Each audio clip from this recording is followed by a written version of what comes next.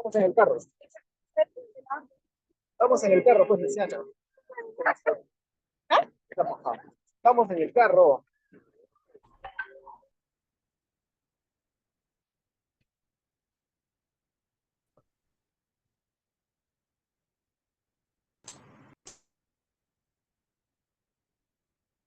Gracias, Jesús, por tu inmenso amor.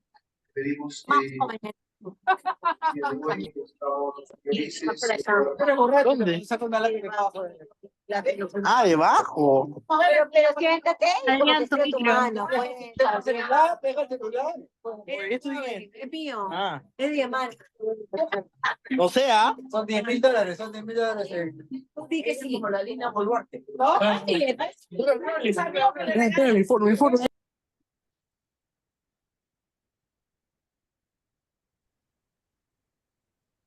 Dice que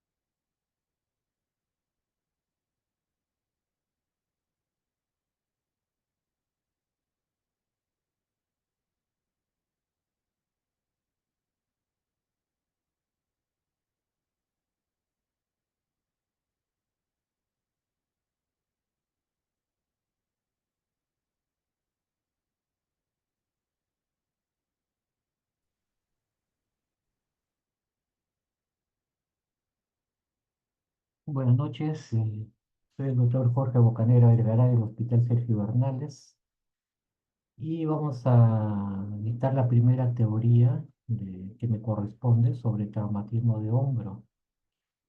No sé si me escuchan bien.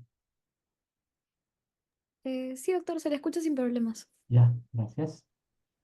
Entonces, eh, antes de hablar de lo que es propiamente la teoría en sí, vamos a ver un poco lo que es la parte anatómica.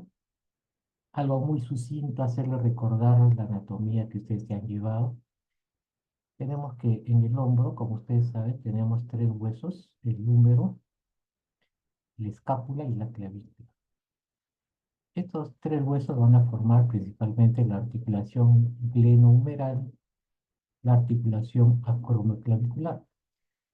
Estos tres huesos, al formar estas articulaciones, nos va a dar como resultado tres articulaciones denominadas verdaderas porque anatómicamente son articulaciones propiamente dichas y dos articulaciones que por la función que realizan en el hombro se le denomina articulaciones falsas.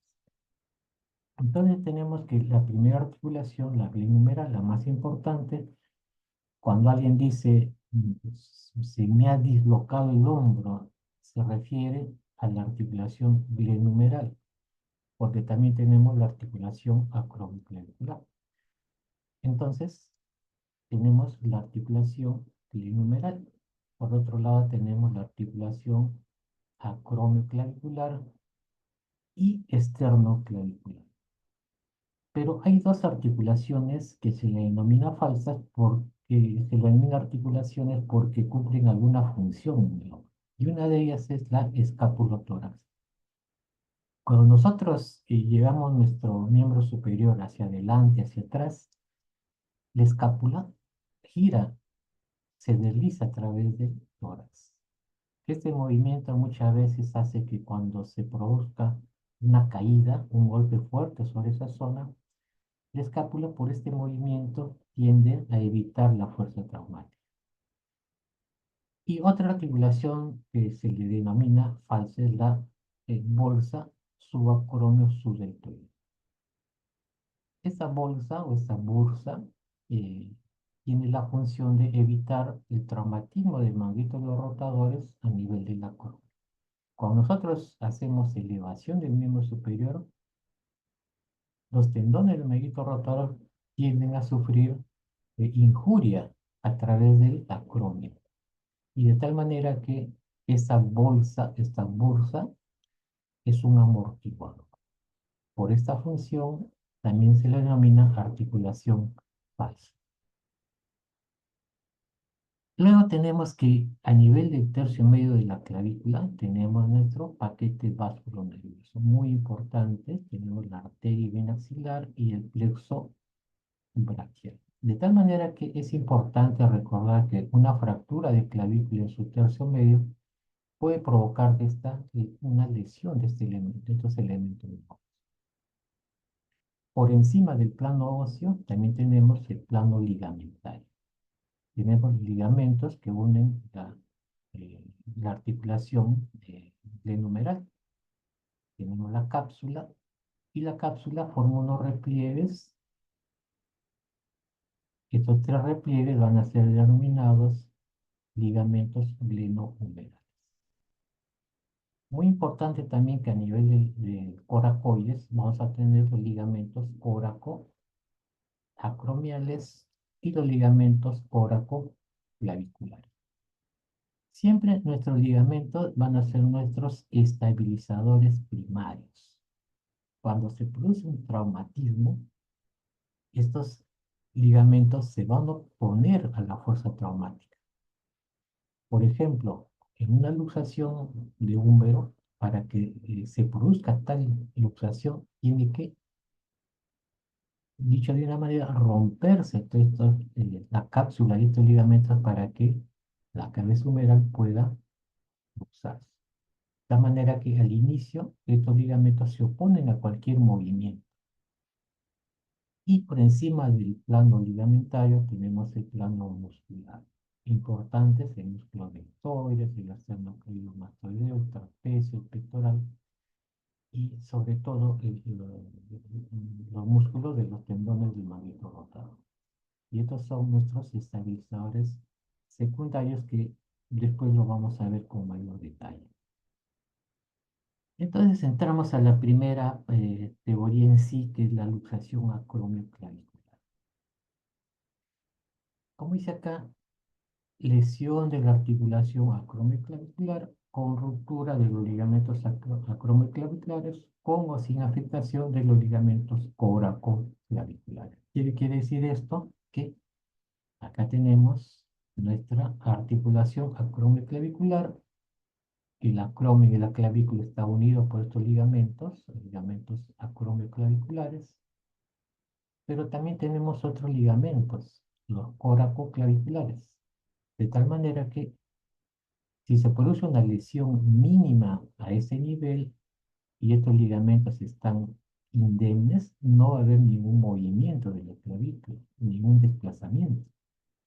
Pero ¿qué pasa si nos rompemos los ligamentos acromioclaviculares y los coracoclaviculares? De tal manera que ya no va a haber estabilización y la clavícula va a ser desplazada por el músculo esternocleidomastoideo hacia superior. De tal manera que esa luxación acromioclavicular se requiere a varios grados, que después lo vamos a ver, desde lo más mínimo a lo más complejo. La luxación acromioclavicular representa aproximadamente el 12% del total de las lesiones de la cintura escapular. Se da entre los 20 a 30 años mayormente y los varones son más afectados que las mujeres en la proporción de 5:1 y generalmente durante la práctica deportiva. Y el mecanismo de la lesión es caída sobre la cara lateral del hombro, sobre la punta del hombro, estando el miembro superior en aducción. ¿Cómo viene el paciente a la emergencia?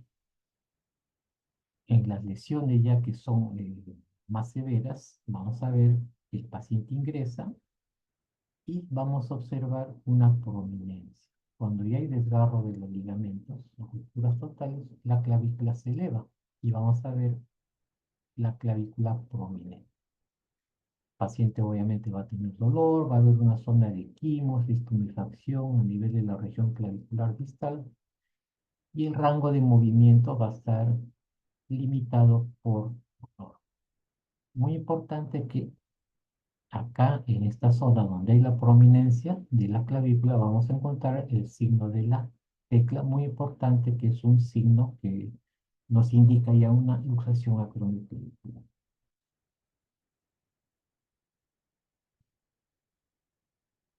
Entonces, cuando nosotros comprimimos la clavícula hacia abajo, se desplaza y cuando dejamos de comprimir, se eleva hacia abajo. Este es el signo de la tecla de pie.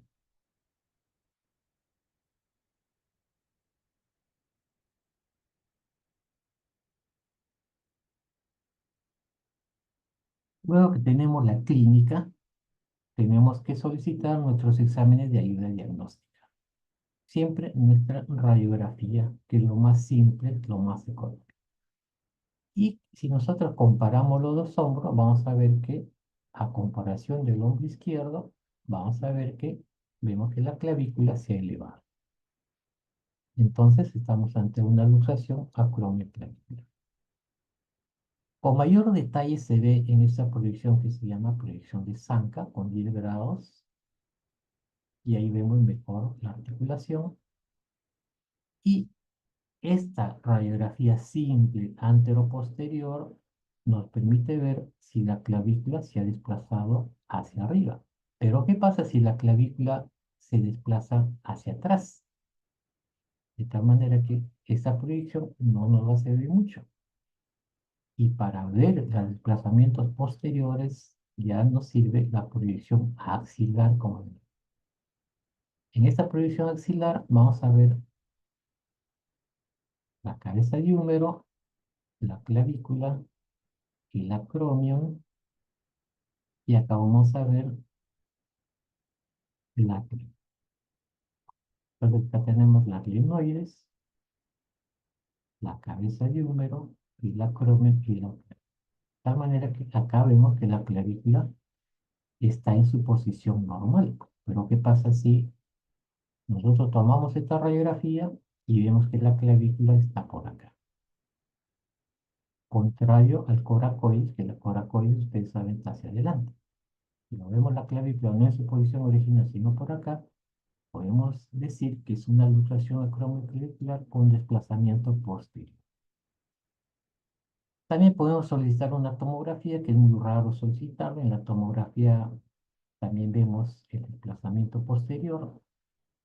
En una radiografía vemos que no se ve bien este desplazamiento, pareciera que no hay luxación, pero cuando tomamos la tomografía podemos ver que es el desplazamiento posterior. Y luego de su cirugía ya recupera su posición normal. En traumatología durante toda su rotación van a siempre escuchar lo que son las clasificaciones. Fractura de cadera, clasificación de tal, fractura de distal de radio, fractura, clasificaciones tal, o sea, va a haber clasificaciones sin cantidad. ¿Para qué nos sirve una clasificación?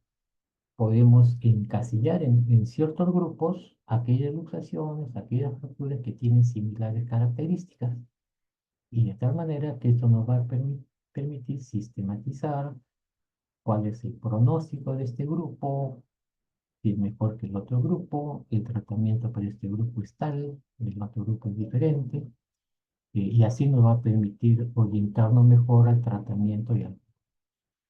Entonces, en la luxación acromioclavicular tenemos la clasificación de Rothschild, como ven acá, y lo clasifica en 6 tipos, del 1 al 6. En el tipo 1 simplemente es un esguince. Esta clasificación toma como referencia si hay lesión del ligamento acromioclavicular y de los ligamentos coracoclaviculares. Si estos dos ligamentos están bien y acá solamente hay una ruptura microscópica, es decir, un esguince, no va a haber desplazamiento de la clavícula, simplemente el paciente va a tener dolor, la radiografía va a estar normal. En el tipo 2 vemos que los ligamentos coracoclaviculares están bien, pero ya hay un desgarro total del ligamento acromioclavicular. Pero la clavícula se desplaza hacia superior máximo hasta un 25%. En el tipo 3 vemos que ya hay desgarro ya de todos los ligamentos, los ligamentos coracoclaviculares y acromioclaviculares. De tal manera que como estos ligamentos están rotos, ya la clavícula no va a poder ser estabilizada en su sitio. El esternocleidomastoideo lo desplaza hacia el superior. Si este desplazamiento es hasta un 100%, como ven acá, hablamos del tipo 3. Pero si este desplazamiento es más de un 100%, estamos en el tipo 5. Y nos queda el tipo 4 y el tipo 6. En el tipo 4, igual que los anteriores, desgarro total de los ligamentos, pero la clavícula se ha desplazado hacia posterior. Y en el tipo 6 es muy raro, la clavícula se desplaza hacia inferior, por debajo del corazón. Estos son los 6 tipos en la clasificación de Rothschild para la luxación acromioclavicular. Y si tomamos radiografía, vemos acá, el tipo 1, no hay desplazamiento, el tipo 2 hasta un 25%, el tipo 3 hasta un 100%, el tipo 5 más de un 100%, y el tipo 4, el desplazamiento de la clavícula en la toma axilar que le dije antes, y ya no está en su posición original, sino está hacia posterior, opuesto al coracoides que está hacia adentro. Y el tipo 6 vemos la clavícula inferiormente al coracoides. Luego que vemos la clasificación, tenemos que indicar el tratamiento. Y para eso nos sirve haber clasificado esta luxación acromioclavicular en 6 tipos. Y siempre en traumatología ustedes van a escuchar tratamiento conservador, tratamiento quirúrgico. El tratamiento conservador también se le denomina tratamiento cerrado, tratamiento ortopédico, tratamiento incruento, porque no vamos a aperturar piel. El tratamiento quirúrgico, también denominado tratamiento abierto, tratamiento cruento, porque ahí sí vamos a aperturar piel. Vamos a hacer una cirugía. Entonces, en el tipo 1, tipo 2, como vemos acá, tipo 1 tipo 2, desplaza hasta un 25%, nuestro tratamiento va a ser conservador. Como inmovilizador, con estas ortesis, inmovilizamos el hombro, esperamos a que se produzca la reparación ligamentaria, la cicatrización, y luego de aproximadamente 3 semanas comenzamos un periodo de recuperación de la movilidad a través de la terapia física. Y si es el tipo 1 y el tipo 2 se les indica un tratamiento conservador, en quienes se indica un tratamiento quirúrgico, en los tipo 4, tipo 5 y tipo 6. El 4, desplazamiento hacia posterior; 5, desplazamiento más de un 100%; y tipo 6, desplazamiento inferior. En esos casos se indica un tratamiento quirúrgico que ya hay que aperturar, hacer incisiones, reducir la clavícula, estabilizarla con un material de osteosíntesis, con algún implante, puede ser una placa gancho, pueden ser clavos y alambre, puede ser un solo tornillo que va de la clavícula al coracoides. Actualmente ya se usan suturas no absorbibles con anclas metálicas, son tratamientos más modernos, es decir, hay infinidad de formas de tratar esa luxación acromioclínica. Pero nos queda el tipo 3. Este tipo 3 lo tenemos acá, cuando la clavícula se ha desplazado más hasta un 100%. Entonces acá viene, vemos qué tratamiento le vamos a hacer. Entonces, en traumatología también van a ver que tenemos que sopesar ante qué paciente estamos. Si tenemos un paciente de edad avanzada que ya casi no hace mucha actividad física, generalmente no trabaja, para en la casa, entonces a él se le indica un tratamiento conservador, como este de acá. Pero si tenemos un paciente joven, activo, que trabaja, de preferencia un tratamiento quirúrgico. Como ven ustedes, va a depender y tenemos que sopesar ante qué tipo de paciente estamos. Y dentro de las complicaciones, como es una articulación crónico-clavicular, puede haber un dolor residual. También se puede producir un problema degenerativo acá, con dolor, que luego tiene que ser resuelto.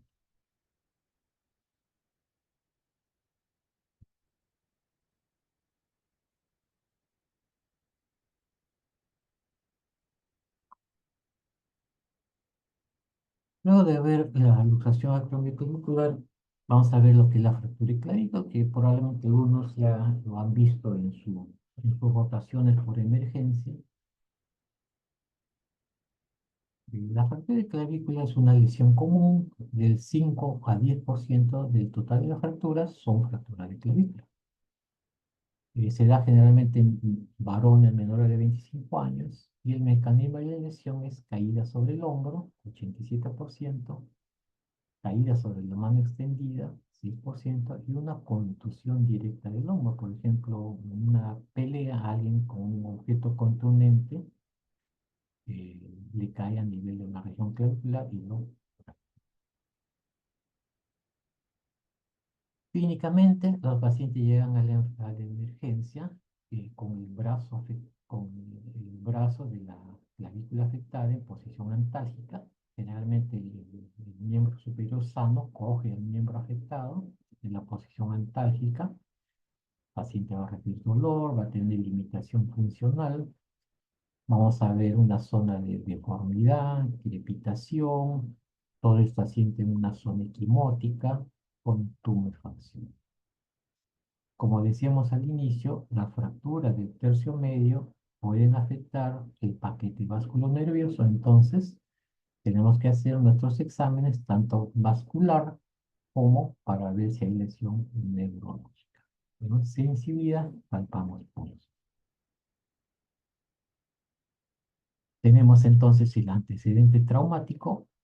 Nuestro examen físico nos orienta a una fractura de clavícula y solicitamos nuestra radiografía. En esta radiografía podemos ver el tipo de fractura. Es una fractura simple de un trazo, si es una fractura con varios fragmentos, si hay un tercer fragmento grande, dónde se ubican los fragmentos, el grado de cabalgamiento, cuando saca una fractura muy cabalgada, el grado de conminución, es decir, la radiografía nos va a servir bastante para evaluar el tipo de fractura. Generalmente en la fractura de clavícula, el esternocleidomastoideo desplaza el fragmento proximal de la clavícula hacia superior y el fragmento distal de la clavícula queda o se desplaza hacia abajo por acción del peso del miembro superior. Este es el desplazamiento típico de una fractura de clavícula. Y en cuanto a la clasificación, en este caso tenemos la clasificación de Allman. Allman clasifica la fractura de clavícula de acuerdo a la frecuencia con que se presenta. Y la clavícula lo divide en tres sectores. Un sector lateral, un sector medio y un sector proximal o medial, proximal, lateral o externo y un sector que es medio. ¿Cuál es la frecuencia en cada tipo? En el grupo 1 se encuentra la mayor cantidad de fractura de clavícula, 80-85%, grupo 1. Luego la sigue la parte lateral de la clavícula, 10 al 15% es el grupo 2. Y este sector interno, el 5%. De tal manera, como ustedes ven, la gran cantidad de fracturas de clavícula se presentan en el tercio medio mayormente, en el grupo 1. Acá tenemos una fractura proximal en la parte interna, es de tipo 3. Ya tenemos una fractura en el tercio medio, el tipo 1. Y acá tenemos una fractura en el tercio lateral, el tipo 2. La gran mayoría de fracturas de clavícula también se tratan conservadoramente. Para eso tenemos varias ortesis, como los inmovilizadores y las ortesis para fracturas de clavícula, como antiguamente se hacían los vendajes en 8. Y tenemos también el tratamiento quirúrgico que incluye la apertura de piel, colocación de placas o algún implante. Tratamiento conservador. Como les dije, la gran mayoría de fracturas de clavícula se trata conservadoramente. Inmovilizamos entre 3 a 6 semanas, luego solicitamos nuestras radiografías y observamos ya la consolidación, pasamos a un periodo de terapia física. La gran pregunta es, ¿la fractura de clavícula tiene que consolidar en su posición anatómica? Dicho de otra manera, la fractura de clavícula tiene que consolidar en su posición original, tiene que hacerse una reducción perfecta, y la respuesta es no. La fractura de clavícula, obviamente que no se pueden reducir conservadoramente, no se puede agarrar los fragmentos y tratar de reducirlos, acomodarlos, no se puede. Tampoco se puede mantener como el NT en posición perfecta, pero los resultados estéticos son aceptables y los funcionales. Bueno, ¿qué quiere decir esto? Que, por ejemplo, acá tenemos esta fractura de clavícula que no ha consolidado en su posición original, no ha habido una reducción perfecta. Reducción quiere decir cuando los dos fragmentos se colocan uno con el otro en su posición anatómica, en su posición original. Eso es una reducción. Y esa reducción puede hacerse manualmente, una reducción incruenta, o puede hacerse una reducción cruenta abriendo el foco de fractura, cogiendo pinzas y colocando los fragmentos en su posición original. Esa es una reducción ya abierta o cruenta. En la fractura de clavícula, como ven acá, no hay una reducción perfecta. Si ustedes ven, acá hay, dicho de otra manera, acá hay una grada, pero así ha consolidado. Acá tenemos callo, acá tenemos callo. Se ha englobado el foco de fractura con callo y el paciente, una vez que ha pasado esto, hace su terapia física y no va a tener problema. Es decir, que la clavícula nos permite hacer tratamientos conservadores porque no es necesario que pueda ser reducida exactamente su posición original.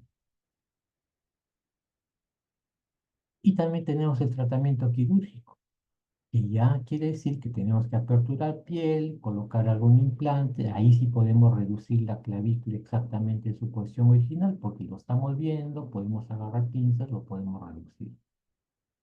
Y luego colocamos un implante, como por ejemplo una placa con tornillos, que acá nos permite hacer una reducción ya casi perfecta. Pero, ¿qué pasa con este tipo de reducciones? Muchas veces para hacer esta reducción, para hacer este tipo de cirugía, tenemos que aperturar piel. Para colocar una placa tenemos que desperiostizar, es decir, el periósteo, que es una capa que cubre el hueso, tenemos que incidirlo y separar para poder colocar la placa. Y esto que es lo que nos provoca una desperiodización. Es decir, estamos desperiodizando, estamos afectando el periósteo trae vascularización al hueso, entonces estamos devascularizando, y esto que nos puede provocar un retardo de consolidación, nos puede provocar un riesgo de infección. Oye, que actualmente la fractura de clavícula, si es que se hace un tratamiento quirúrgico, se trata de hacer las incisiones más pequeñas posible y a veces tratar de, en lugar de usar una placa, colocar clavos por dentro para no hacer demasiada incisión, demasiada periodización que nos va a afectar el proceso de consolidación. ¿Y esta fractura qué ventajas tiene cuando se trata quirúrgicamente? Por ejemplo, una placa en común que se restablece la anatomía y el paciente se siente un poco mejor y más pronto empieza su periodo de terapia física. Si decimos que la gran mayoría de fracturas de clavícula se trata conservadoramente, entonces tenemos que ver cuáles sí necesitan un tratamiento quirúrgico sí o sí. Y tenemos a las fracturas expuestas. Todas fracturas expuestas tenemos que hacer una limpieza quirúrgica, tenemos que hacer una reducción y colocar algún implante. Es decir, fractura expuesta, tenemos que hacer un tratamiento ya quirúrgico, sobre todo una limpieza quirúrgica. Fractura de clavícula en tercio medio que se afecte el paquete vasculonervioso. También tratamiento quirúrgico. Fracturas de clavícula muy desplazadas, el hueso que se eleva por efecto del esternocleidomastoideo, el hueso hace las veces de un objeto punzante, de tal manera que va pasando los días y el hueso va comenzando a hacer una lesión en la piel.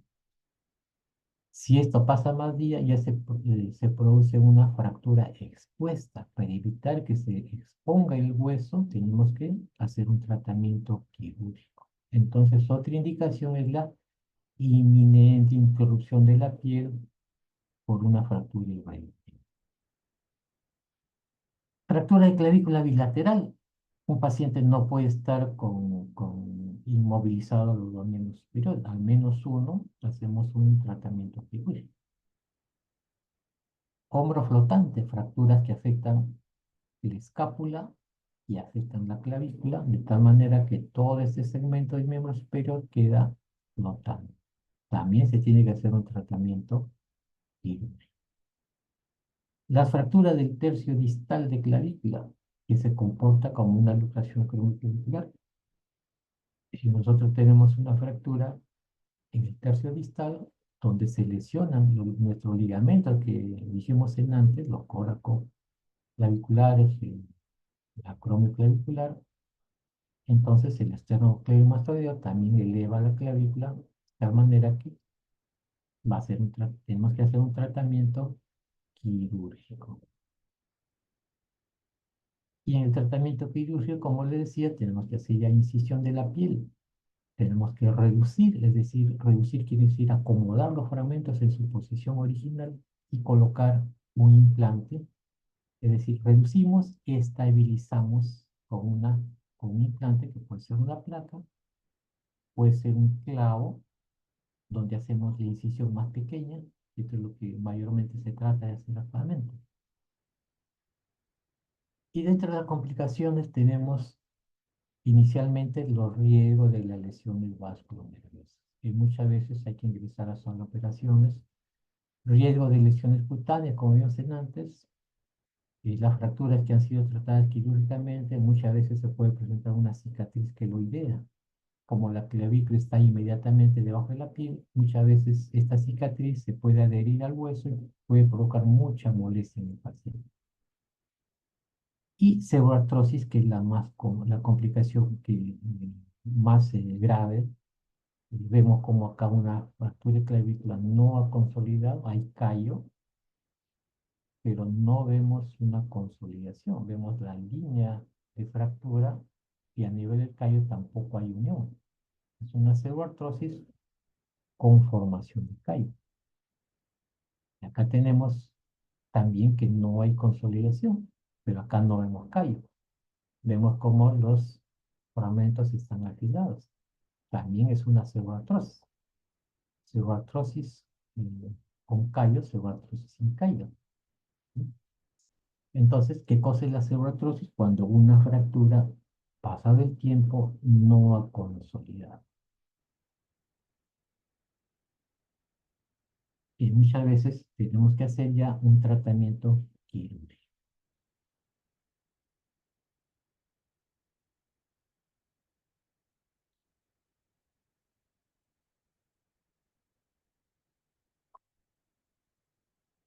Y tenemos también la fractura de escápula. Como ustedes saben, la escápula es un hueso par, plano, en la parte posterior y superior del tórax. Lo encontramos a nivel del primer espacio intercostal y abajo está la octava costilla. Tiene una forma triangular, tiene dos caras, una anterior y una posterior, tres bordes, interno, externo y superior, y tres ángulos, un ángulo superior, un ángulo inferior y un ángulo articular donde está la glenoide. La fractura de escápula corresponde a menos del 1% de todas las fracturas, y si hablamos de la fractura del hombro, representan el 5%. La baja incidencia se debe, uno, a que la escápula, como veíamos al inicio, escapa a las fuerzas traumáticas por ese movimiento que tiene, y esa es una de las causas. Pero cuando sí encontramos una fractura de escápula, muchas veces esta fractura está involucrada con traumatismo de alta energía. Y como son traumatismos de alta energía, también vamos a encontrar otro tipo de fracturas, por ejemplo, fracturas costales, contusión pulmonar, puede haber neumotoras, puede haber fracturas de vértebra. Es decir, que la incidencia de fractura de escápula es poca, pero cuando encontramos una fractura de escápula, ya obedece mayormente a traumatismo de alta energía y hay que buscar también otro tipo de lesión.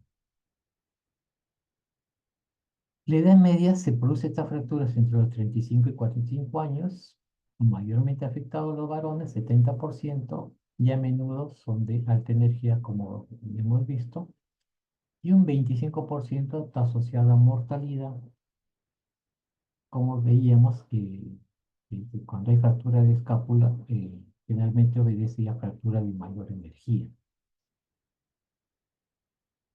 En cuanto al mecanismo, vamos a ver un traumatismo directo y un traumatismo indirecto, es decir, mecanismo directo, mecanismo indirecto. Entonces, acá también en traumatología les van a preguntar cuál es el mecanismo de este tipo de fractura. El mecanismo directo, como su nombre lo indica, la fuerza traumática cae directamente sobre la escápula. Y el mecanismo indirecto, la fuerza y el traumatismo se produce alejado de la escápula, pero por irradiación llega hasta la escápula y lo golpea.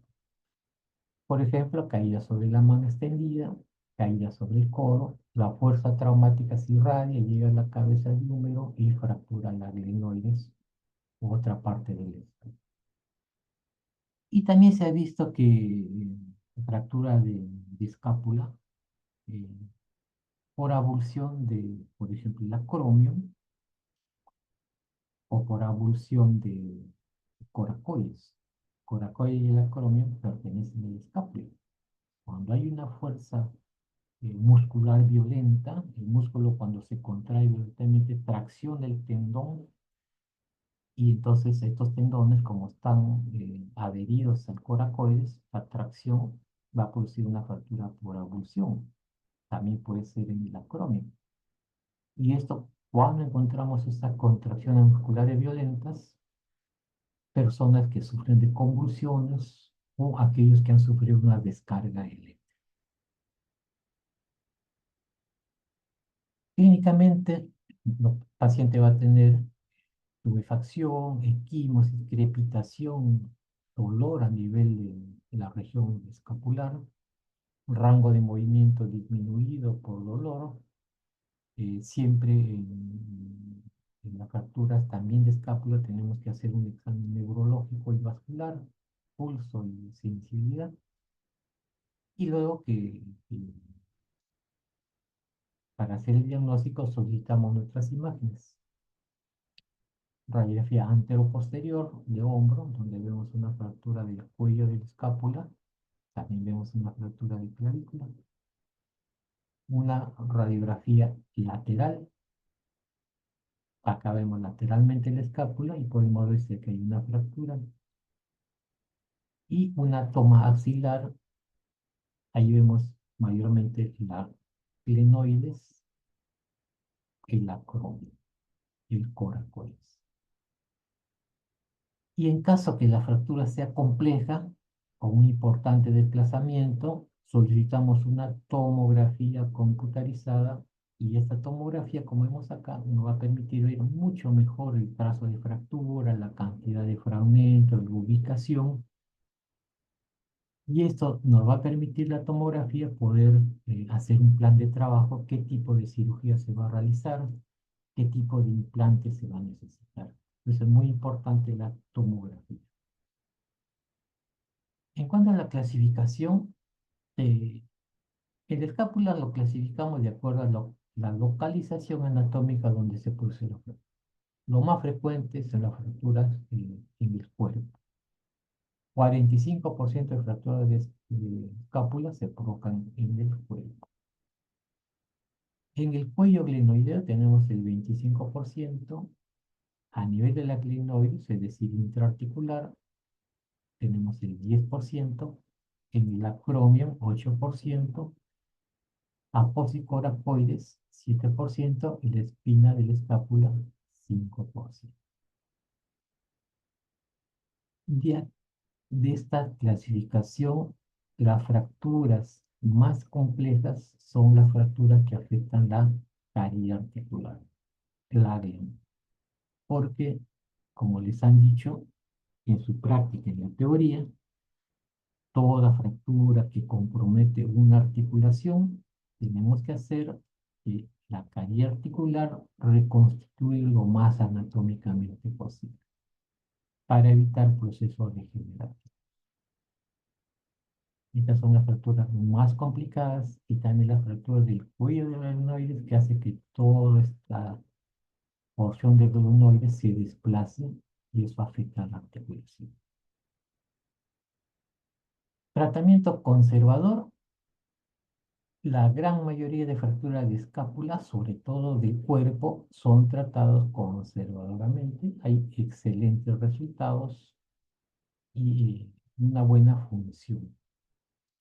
Y se tratan colocando un cabestrillo o un inmovilizador, más o menos 6 a 12 semanas, y luego que vemos en las radiografías que ya hay consolidación, pasamos a un proceso de terapia física.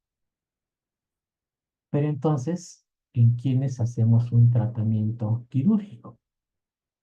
Le decía, lo más complicado son las glenoides.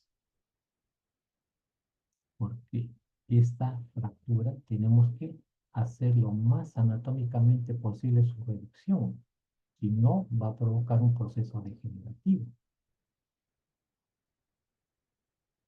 La fractura del cuello. Ya tenemos una fractura del cuello que se ha desplazado internamente. Tenemos que reducirla, colocar un implante. Fractura del acromio, fractura del coracoides. ¿Por qué fractura del acromio y coracoides? Porque allí se inserta nuestro ligamento. Y si se insertan nuestros ligamentos, por ejemplo, los coracoclaviculares, y tenemos una fractura en el coracoides, entonces, al fracturarse el coracoides y al afectar estos ligamentos coracoclaviculares, la clavícula va a perder su estabilización. Y esto también se ve a nivel del acromio.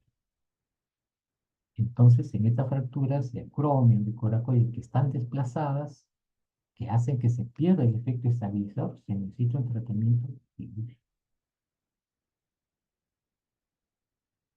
La fractura del cuerpo, de la escápula, mayormente se hace un tratamiento conservador, pero hay situaciones donde ya amerita hacer un tratamiento quirúrgico.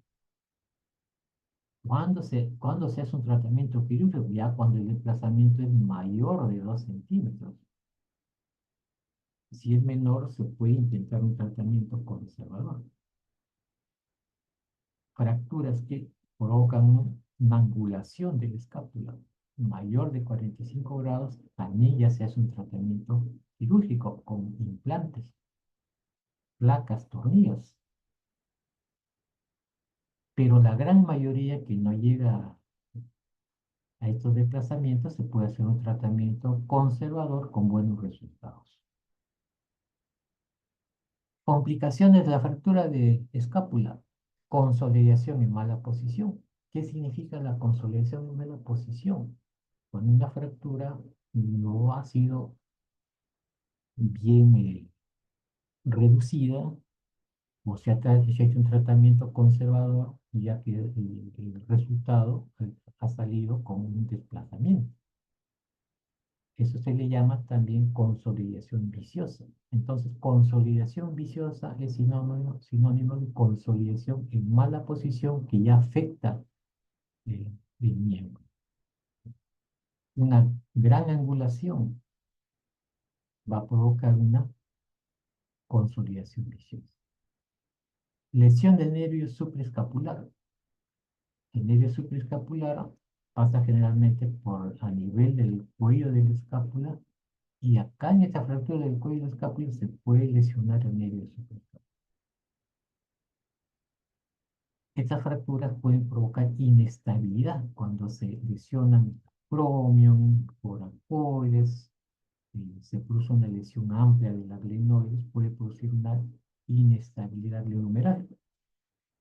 Y muchas veces la fractura de la glenoides que no han sido bien tratadas puede provocar una enfermedad degenerativa, como les decía, una artrosis. Por eso que toda fractura articular, la reducción tiene que ser lo más anatómicamente posible. Toda fractura articular con desplazamiento, normalmente se hace un tratamiento quirúrgico.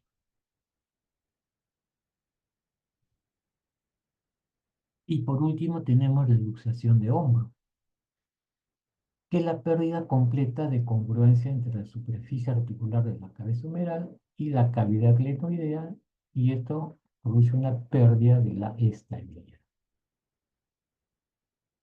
¿Qué es lo que pasa en la luxación glenohumeral o luxación propiamente del hombro a comparación de la luxación de cadera? Después, los días siguientes vamos a hacer luxación traumática de cadera, pero ¿qué es lo que pasa con la articulación glenohumeral? La cabeza humeral, por el tamaño que tiene, y la glenoide por el tamaño que tiene también, hay una desproporción. La cabeza humeral es muy grande para una cavidad glenoidea más pequeña. De tal manera que esta discrepancia de este tamaño trae como consecuencia dos cosas. Que el hombro es la articulación donde se produce la mayor cantidad de movimientos posible. Todo movimiento articular lo podemos encontrar en el hombro. Pero por otra parte, esa discrepancia de tamaño que va a provocar que sea vulnerable a una luxación. Y el organismo, desde que nosotros nacemos y vamos formando nuestro tejido, sabiamente a nivel de la glenoides se va produciendo un tejido cartilaginoso denominado labrum, y este labrum tiende a ampliar el contacto con la cabeza humeral. Y también los ligamentos y la cápsula a nivel glenohumeral que van a contrarrestar esa vulnerabilidad a la luxación. Estos son nuestros estabilizadores estáticos. Y cuando hay un traumatismo también se contraen nuestros músculos, sobre todo los que pertenecen al manguito de los rotadores, y esa contracción muscular hace que la cabeza humeral tienda a permanecer adherida a la lengua y evitar un desplazamiento. En la luxación de cadera es diferente porque, como vamos a ver en los días siguientes, hay no hay tanta discrepancia de tamaño. La cabeza del fémur está mucho mejor eh, en la articulación con el acetábulo que a nivel del hombro. El 50% de todas las luxaciones son de hombro. Tenemos dos picos, generalmente varones, deportes de contacto, y entre los 21 a 30 años se produce luxación de hombro, y hay otro pico entre 61 y 80 años que son mujeres por una caída en la casa. Va a haber una luxación anterior, una luxación posterior y una luxación erecta, que es muy raro. Lo más común es la luxación anterior, 97%. Luxación posterior, 2 a 4%. La luxación inferior o erecta, menos del 1%. Acá, como ven, inferior porque la cabeza humeral se ha luxado y se ha desplazado por debajo de la gleba. Ahora vamos a ver solo luxación anterior del hombro. ¿Cuál es el mecanismo? Traumatismo directo a nivel posterior, estando el miembro superior en abducción, rotación externa y extensión. En esa situación se produce un traumatismo y la cabeza humeral se desplaza hacia adelante. Caída con el brazo en abducción, rotación externa y extensión, se va a producir una luxación. Como ven, ¿cuál es el mecanismo de una luxación anterior del hombro? El mecanismo es abducción, rotación externa y extensión. ¿Cómo vemos al paciente en la emergencia? De repente alguien de ustedes ya ha visto una luxación de hombro. Entonces el paciente ingresa con un dolor intenso. La luxación de hombro provoca un dolor muy intenso. No se puede hacer ningún movimiento en la articulación. La articulación está bloqueada. Mucho dolor al querer movilizar. El paciente llega con el miembro afectado en esta posición antálgica, como vimos en antes, el miembro superior eh, eh, que no está afectado coge al afectado. Como la cabeza humeral se ha desplazado hacia adelante y hacia adentro, acá en paciente delgado podemos palpar la cabeza humeral. Al desplazarse la cabeza humeral hacia adelante y hacia adentro, entonces el músculo deltoides se va a aplanar, porque ya se pierde el contacto con la cabeza humeral. Al aplanarse el músculo deltoides, diferente acá tenemos el deltoides con su curvatura normal. Acá tenemos el deltoides aplanado. Este aplanamiento nos va a aparecer, nos va a dar la sensación que el acromion es prominente. Vamos a palpar esta zona y vamos a encontrar, cuando hacemos la presión, que la glenoides está vacía. Y esta pérdida de la apariencia redondeada normal del hombro, este aplanamiento, que es como una caída, se le denomina signo de la charretera. Entonces, signo de la tecla, luxación abdominal. Signo de la charretera, luxación glenohumeral.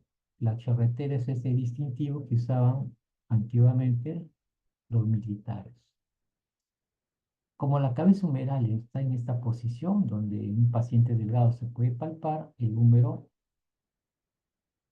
su proyección lo vamos a encontrar de esta manera. Es decir, el miembro va a estar en abducción. Abducción es cuando el miembro se desplaza hacia afuera y aducción cuando se desplaza hacia adentro. Entonces acá vamos a ver el miembro superior en abducción. No se olviden signo de la charretera.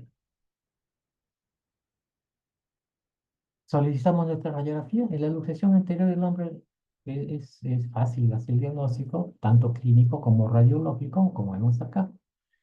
Pero también hay otras luxaciones, como la luxación posterior del hombro, que muchas veces la radiografía no nos ayuda. Entonces tenemos otra proyección. Aparte de esta anteroposterior, tenemos una proyección denominada escápulo lateral o lateral en Y. Los rayos vienen de esta manera, en esta proyección. ¿Y qué es lo que pasa? Ahí vamos a ver una superposición entre la glenoides y la cabeza humeral. Y nos va a servir mucho el coracoides. Si vemos en una radiografía, como vemos acá, que tanto el coracoides como la cabeza humeral se encuentran en la misma línea, decimos que es normal. Si vemos que la cabeza humeral no corresponde con la glenoides y está hacia el coracoides, decimos que es una luxación anterior, como vemos acá. Si vemos que la glenoides no se corresponde con la cabeza humeral y la cabeza humeral está opuesto al coracoides, decimos que es posterior. Para eso nos sirve esta incidencia lateral. Una vez que tenemos nuestro diagnóstico, tenemos que reducir esta luxación lo más prontamente posible. Y para eso hay infinidad de técnicas. Y ustedes van a ver que cada médico de emergencia tiene su propia técnica. Desde la maniobra de Kocher, la maniobra de la silla, antiguamente se usaba la maniobra de Hipócrates, es decir, hay infinidad de técnicas. Cada médico tiene su propia técnica.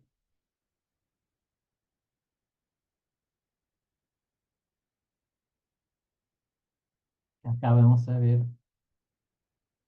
que la glenoides está vacía, se ha aplanado la curvatura del deltoides y se va a hacer una maniobra de Hipócrates. Como la cabeza humeral está en esta posición, nosotros hacemos una rotación externa para que la cabeza humeral se desplace hacia esta zona de acá. Rotamos, como ven, externamente, traccionamos y se reduce la luz. El paciente está sedado. De la maniobra que se usaba antes, la maniobra de Hipócrates. Actualmente ya no es usada. Y acá tenemos la maniobra de Kocher, que sí es una de las más usadas. Siempre, como digo, tiene que haber rotación externa para que la cabeza humeral, al rotar externamente, se desplace hasta esta zona. Si nosotros hacemos una tracción lineal, no va a haber reducción. Tenemos que hacer rotación externa. vamos traccionando, vamos rotando, cuando hacemos la rotación externa y aducción, ahí se va a reducir, ahí se va a reducir. El paciente no ha estado bien sedado y vemos que la redondez del hombro ya se conserva. Una vez que hemos reducido, tenemos que colocar al paciente un cabestrillo, un inmovilizador por 3 semanas, esperando a que se produzca una cicatrización de todos los ligamentos de la cápsula para evitar una luxación que se produzca nuevamente. Y luego de las 3 semanas se empieza un programa de terapia física. Dentro de las complicaciones tenemos la lesión neurovascular, como que la cabeza humeral para que se luxe tiene que romper cápsula, tiene que romper los ligamentos glenohumerales. Y cuando sale violentamente puede provocar una compresión de los nervios del nervio axilar. También va a haber lesión de tejidos circundantes. Por ejemplo, cuando se luxa violentamente la cabeza humeral, puede provocarse una lesión del glenoide. Un fragmento del glenoide se puede fracturar y la lesión de Banca. O también la cabeza humeral, al contactar violentamente con la glenoide, puede provocar una lesión de la cabeza humeral. Esta es la lesión de Hill-Sachs. También puede haber lesiones del manguito rotador cuando la cabeza humeral se desplaza violentamente. Y muchas veces cuando se produce este tipo de lesiones ya se altera la anatomía del hombro, puede provocarse luxaciones recurrentes. Luego vemos la luxación posterior, que es muy diferente a la luxación anterior. La luxación posterior le decía que es del 2 al 4% de toda la luxación del hombro. Acá el mecanismo es diferente, es por aducción, rotación interna. En esta posición se produce un traumatismo en la parte anterior del hombro y se produce una luxación de la cabeza humeral hacia posterior. También se ve que las contracciones musculares violentas en una convulsión, cuando un paciente sufre una descarga eléctrica, los músculos rotadores internos traccionan y le ganan a los rotadores externos de tal manera que esto va a provocar una luxación posterior. Pero clínicamente es totalmente diferente y muchas veces pasa desapercibido en una emergencia. El paciente ingresa a la emergencia así, caminando, pero vemos que en el hombro no vemos ningún signo. El paciente va a estar con el miembro superior en aducción, no vemos ningún signo. Acá no vamos a ver charretera, solo el paciente se va a quejar de dolor a nivel del hombro. En paciente delgado puede verse una prominencia de la cabeza humeral, va a haber escoriaciones.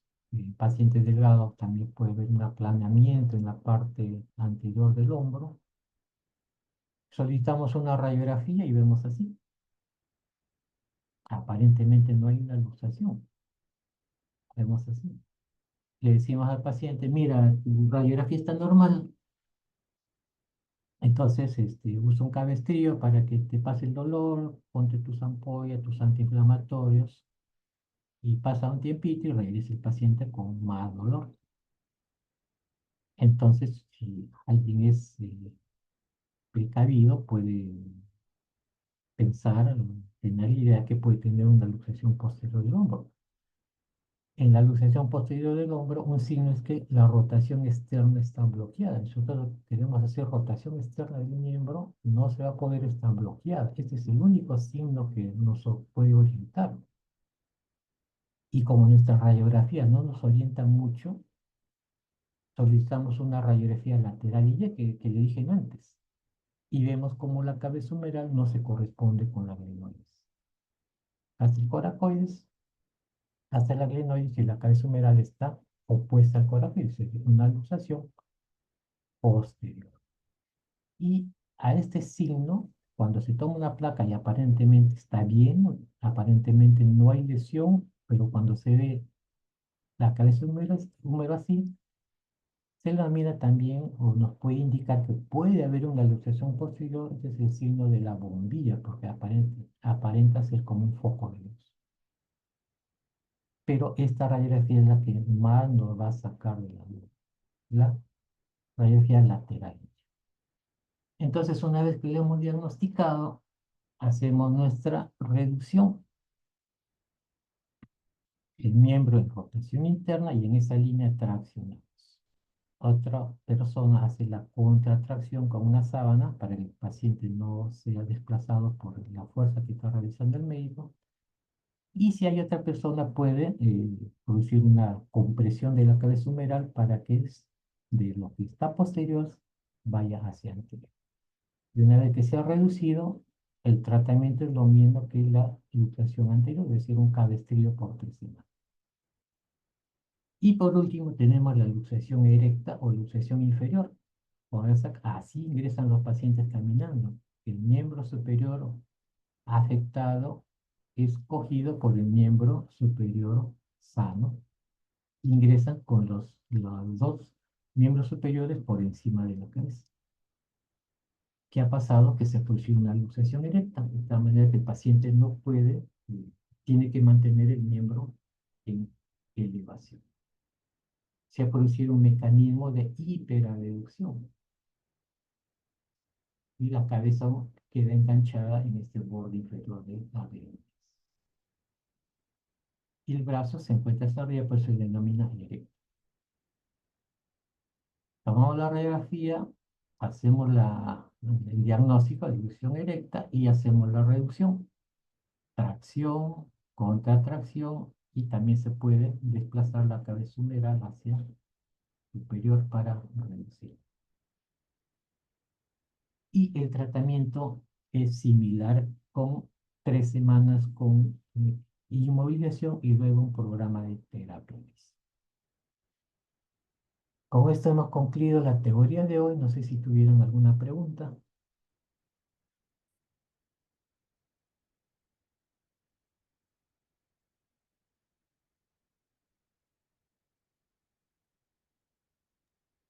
Doctor, una pregunta. Sí, ¿Cómo puedo diferenciar el signo de la tecla con el signo de la falsa tecla? la falsa tecla. Lo que pasa es que vamos a retroceder.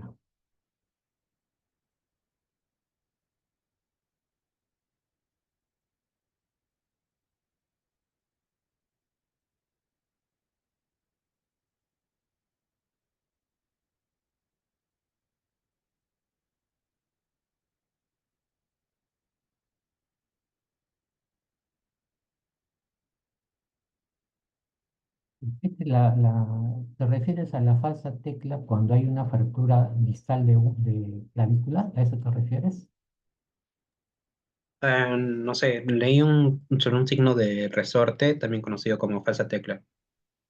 Bueno, al signo de la tecla también se le denomina resorte, porque es como un resorte que tú machucas, dejas de machucar y otra vez el resorte mantiene su posición original. Lo que sí hay pseudo charretera superior, pseudo charretera inferior y la charretera propiamente dicha.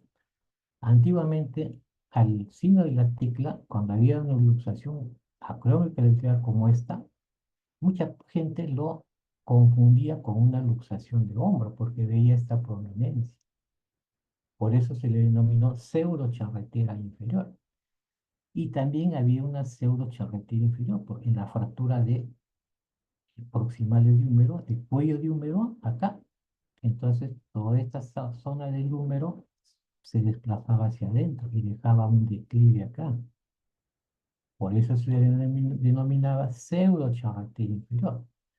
Actualmente esos términos casi ya no se usan mucho, solo el signo de la tecla para la luxación acromioclavicular y signo de la charretera para la luxación propiamente dicha del hombro, la glena humeral. Gracias, doctor. Ajá. ¿Alguna otra pregunta? Si no hay pregunta, entonces nos vemos la siguiente clase. Muchas gracias por su atención. Muchas gracias, doctor. Gracias, doctor. Hasta luego. Gracias, doctor.